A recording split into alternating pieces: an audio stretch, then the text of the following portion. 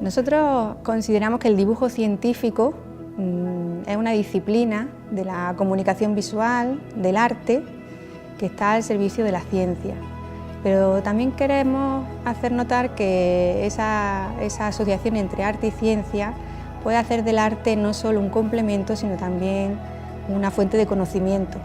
Entonces, en este sentido, el dibujo científico es algo más que la mera transcripción de una anatomía o de un elemento vivo o de un elemento inerte, sino que lo que vamos a buscar es ese complemento a nivel también de conocimiento.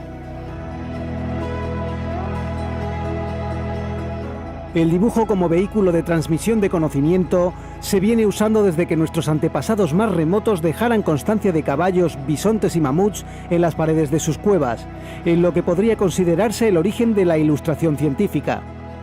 Desde entonces, ya sea en los tratados de historia natural de la Roma clásica o en las más modernas guías ornitológicas o entomológicas, el dibujo ha seguido usándose para ilustrar aquello difícilmente traducible a palabras en ámbitos que van de la medicina a la astrología, pasando por la botánica, la zoología o la arqueología.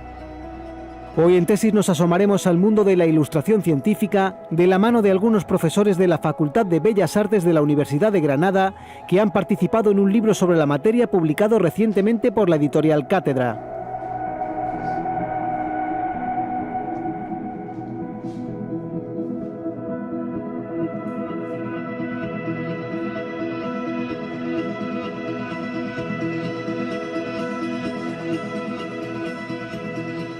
Se considera que el dibujo científico puede ser una de las disciplinas donde arte y ciencia se dan la mano, es decir, donde con más motivo se puede hablar de una integración, una fusión de las dos disciplinas, pero en este caso nosotros consideramos que el dibujo sí que está al servicio de la ciencia, es decir, debe responder a las preguntas, a las necesidades que la ciencia le va planteando, pero además con un valor añadido, porque el dibujo en sí mismo también es portador de un conocimiento. El imaginario con el que el dibujo científico se expresa proviene prácticamente ya desde las primeras compilaciones de científicas. Por ejemplo, cuando las plantas se definen con un fondo neutro o simplemente con un dibujo de línea, a veces está condicionado por los sistemas de impresión, pero en muchas ocasiones las primeras representaciones crearon ya un modelo, un prototipo para representar la ciencia, y ese modelo, ese prototipo se ha ido preservando, se ha ido continuando, incluso en el Renacimiento y hasta el momento contemporáneo podemos encontrar muchas similitudes, por ejemplo en el uso de fondos neutros, fondos planos, que aparecen ya de manera continua en toda la historia.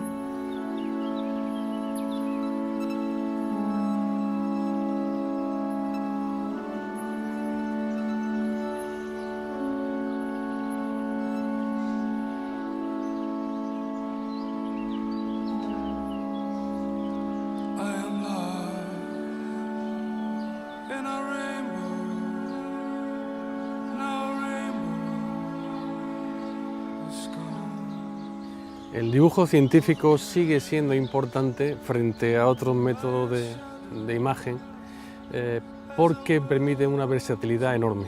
Es decir, yo puedo tomar una imagen, grabar un vídeo sobre un halcón, pero ese halcón va a ser en una fecha concreta, en un lugar concreto. Yo puedo dibujar un halcón ideal, con el plumaje ideal. No es inmaduro, ni es plumaje de verano, puedo hacer lo que quiera. Y resaltar detalles, por ejemplo. Puedo resaltar detalles sobre sus patas, dirigirme a un público. Si quiero usar el dibujo científico en la didáctica, puedo resaltar los ojos, el vuelo, el ala, y una imagen fija no lo va a permitir ni un vídeo. El vídeo, en la era digital, ofrece imágenes de macro, por ejemplo, que en un dibujo no podrás hacer, pero nunca va a representar la idea humana de ese objeto, y eso es muy importante. A la hora de ilustrar sobre el natural, que es muy distinto de ilustrar sobre fotografía, la idea básicamente es tomar apuntes. Sobre el natural se captan movimientos, se captan matices, aspectos que en una imagen fija no puedes tener, pero luego suele completarse con imágenes fijas, vídeos o fotografías. Y sobre todo, si tú lo que pretendes mostrar es una imagen ideal, tendrás que buscar un ejemplo de tu ilustración en el que aparezca toda la gama de aspectos que quieres mostrar. Quizás habría que mirar en la historia quiénes han reunido, también qué personajes han reunido en sí mismos esa integración arte-ciencia, y ahí es donde podemos encontrar los mejores ejemplos. El paradigma de esa integración va a ser Leonardo da Vinci. En el Renacimiento es considerado un genio universal, no solo por sus conocimientos artísticos, sino también por la contribución que hizo a la ciencia. Pero también ha habido otros artistas que tienen esa integración manifiesta, por ejemplo, Alberto Durero era un gran dibujante de naturaleza muerta, de animales, era un perfecto retratista y es más conocido como artista. Y en el otro lado, en el otro componente, pues podemos encontrar el caso de una mujer, curiosamente en la historia, Sibila Merian, que era una hija de un científico que se especializó en el dibujo de los insectos y que tuvo una fama importante, muy notable en el siglo XVIII.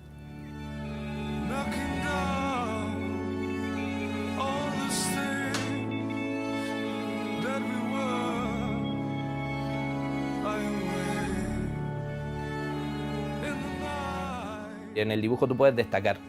En la foto eso está condicionado por unas condiciones de luz, pues si son las 12 de la tarde, no igual que si son las 2 de la tarde, y tú en el dibujo todo eso lo obvias. Es decir, tú primero haces lo que sería un poco los volúmenes, más o menos, y luego destacas si quieres que haya más sombras, si haya menos, que esto tenga más luminosidad, que esto se me venga al principio y que lo demás se vea más difuminado. En el dibujo, por ejemplo, la alhambra está destacada con línea de tinta, mientras que todo lo que es el paisaje no tiene línea. Entonces es una forma también como de crear planos y focalizar un poco la atención en sitios diferentes. La importancia del dibujo científico, y más hoy en día, donde tenemos las nuevas tecnologías, fotografía y demás, yo lo descubrí realmente trabajando. Es decir, porque uno dice, bueno, es que una foto lo reproduce perfecto, y no es cierto. Precisamente estando en Egipto, cuando tú cogías un trozo de cerámica o cogías una pieza, la luz del sol va variando, en 10 minutos es totalmente diferente, y le descubre nuevos matices, de tal forma que tú la incorporas al dibujo. La fotografía no. Si grabas un vídeo, imagínate, una pieza durante 24 horas, le verías todo, pero tú lo tienes que condensar en un solo dibujo, toda esa información. Y otra cosa importante es que hay sitios donde tú no puedes meter una cámara, por iluminación, por dificultades, y sin embargo tú con tu lápiz y tu papel puedes hacer un croquis, abocetar dónde están las piezas, dónde están las cosas y demás. Valorar cuánto de artístico, cuánto de científico pueden tener las ilustraciones va a depender de para qué se utilicen esas ilustraciones, de la finalidad con la que se hacen, porque hay ciencias muy objetivas, muy descriptivas, en las cuales el margen de maniobra del dibujante es prácticamente nulo, debe ser muy preciso a la hora de representar, muy objetivo, y sin embargo en otras disciplinas va a ser todo lo contrario, prácticamente se trata de obras de arte. Encontramos ilustraciones científicas en prácticamente todos los ámbitos del saber y del conocimiento, porque si bien hay ilustraciones científicas que pretenden trasladar los elementos referenciales que nosotros podemos ir encontrando, con lo cual sería una ciencia mucho más descriptiva, y las encontramos desde la anatomía, la biología, zoología, es decir, encontramos en todo el conocimiento humano. También el dibujo científico indaga o se introduce en otros campos que ya no son solo visuales, sino también conceptuales. Es decir, a veces un dibujo va a poder explicar la estructura del ADN, como ocurre con el caso de la doble hélice, o el movimiento orbital de los planetas.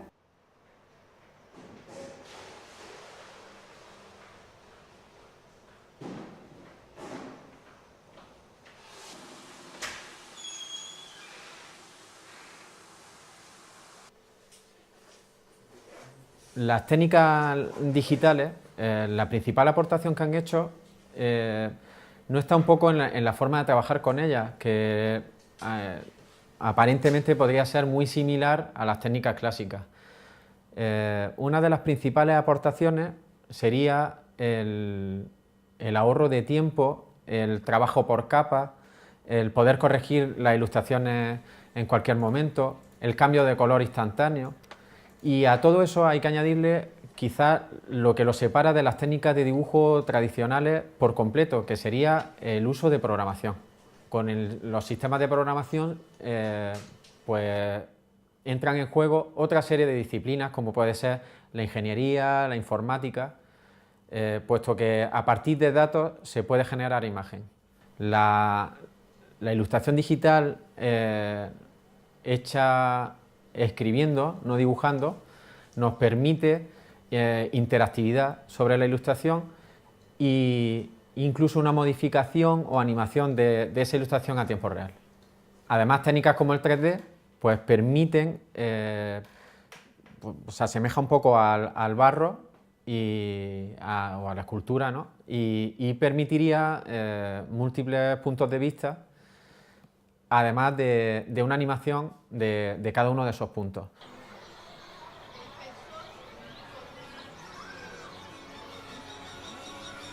En mi opinión, el dibujo científico no va a desaparecer porque es insustituible en muchos aspectos y yo creo que va a seguir manteniéndose durante mucho tiempo.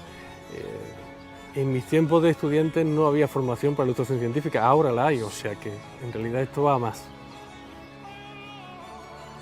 Las guías de aves siguen teniendo dibujos en lugar de fotografías, porque tú en una misma ilustración puedes poner al animal volando, parado, en plumaje infantil, juvenil, en plumaje de verano, de invierno, siempre con la misma mano del mismo artista, con lo que el animal va a seguir siempre el mismo criterio.